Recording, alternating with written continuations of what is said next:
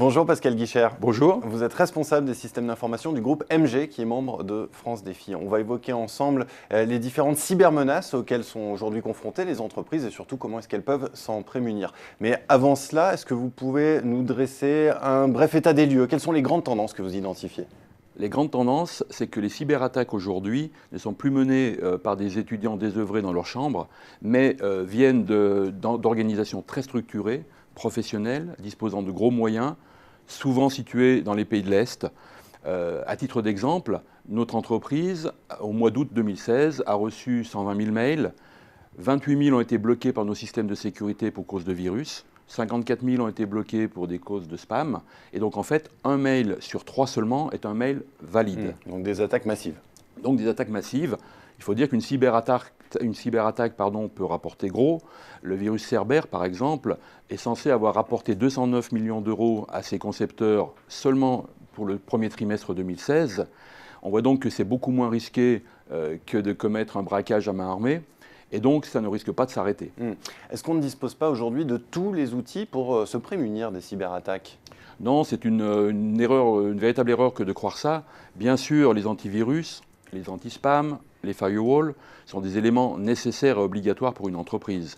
Mais c'est un peu comme l'équivalent de mettre sa ceinture de sécurité lorsqu'on conduit une voiture.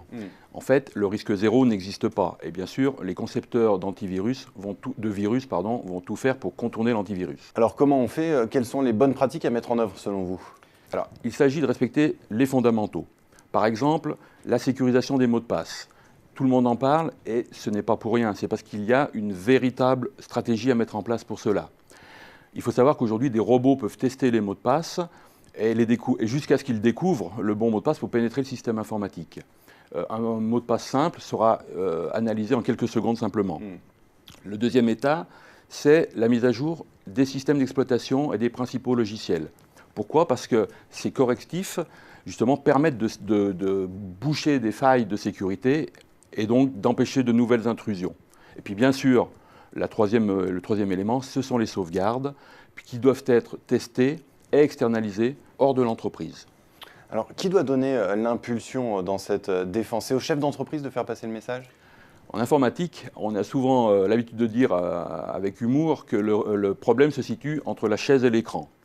La direction doit informer et sensibiliser les collaborateurs.